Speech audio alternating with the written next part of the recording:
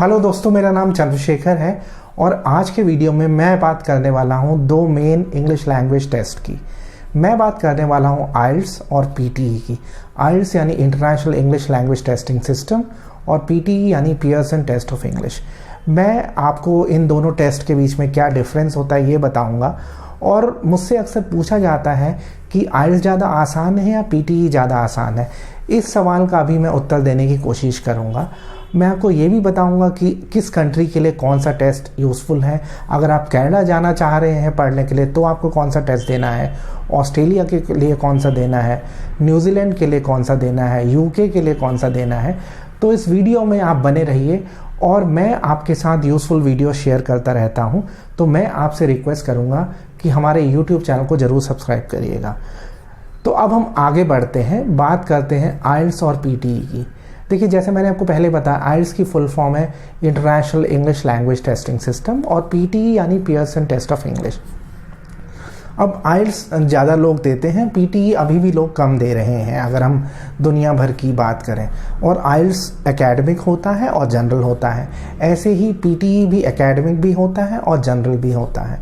अब अगर हम बात करें सेक्शंस की, आइल्स में 4 सेक्शन होते हैं। रीडिंग होता है, लिसनिंग होता है, राइटिंग होता है और स्पीकिंग होता है। पीटीई में ब्रॉडली 3 सेक्शन होते हैं, reading, listening, writing and speaking एक ही सेक्शन में हो जाता है।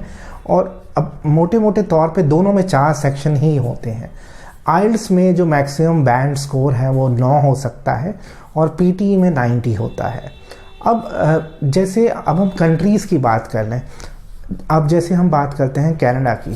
कनाडा देखिए, इंडियन स्टूडेंट्स के बीच में और ऐसे लोग जो माइग्रेट करने का प्लान कर रहे हैं उनके बीच में सबसे पॉपुलर डेस्टिनेशन है।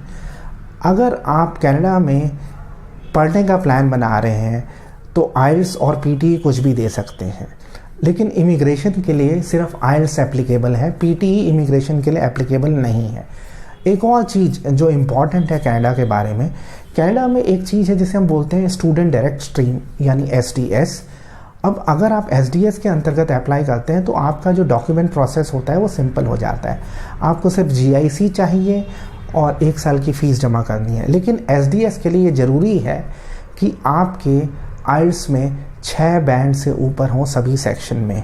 इसके अलावा एक Canadian English language eligibility test होता है, वो भी एप्लीकेबल है एसडीएस के लिए।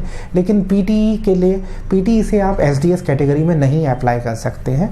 कनाडा के लिए मैं हमेशा रिकमेंड करूंगा कि आप आइल्स ही दें, पीटीई अवॉइड करिए आप कनाडा के लिए। हाँ, लेकिन अगर आपको आइल्स देने में तकलीफ़ है तो आप पीटीई भी दे सकते हैं, लेकिन आपका जो वीज़ा प्रोसेस है वो नॉन एसडीएस कैटेगरी में जाएगा। तो लास्ट में फिर दोबारा से याद रखिए, कनाडा के लिए आइल्स ज़्यादा बेहतर है बजाय पीटीई के। अब हम बात करते हैं ऑस्ट्रेलिया की। ऑस्ट्रेलिया में आइल्स स्टडी के लिए भी एप्लीकेबल है और पीटीई स्टडी के लिए भी एप्लीकेबल है। इसके अलावा ऑस्ट्रेलिया में इमिग्रेशन के लिए भी जो पीटीई है वो एप्लीकेबल है। अब अगर हम एक मिनिमम एलिजिबिलिटी की बात करते हैं ऑस्ट्रेलिया में, तो इमिग्रेशन के लिए 6 बैंड चाहिए आपको आइल्स में और पीटीई में कम से कम 50 बैंड होने चाहिए। न्यूजीलैंड में भी आइल्स और पीटीई दोनों इमिग्रेशन के लिए और स्टडी के लिए एप्लीकेबल है। न्यूजीलैंड में इमिग्रेशन के लिए आइल्स की मिनिमम रिक्वायरमेंट 6.5 है और पीटीई में 58 है। अब न्यूजीलैंड में बहुत सारी यूनिवर्सिटीज़ हैं जो आपको आइल्स के बेसिस पे भी एडमिशन दे सकती हैं और पीटीई के बेसिस पे भी, और ऐसा ही इमिग्रेशन में भी है। अब हम बात कर लेते हैं यूनाइटेड किंगडम की।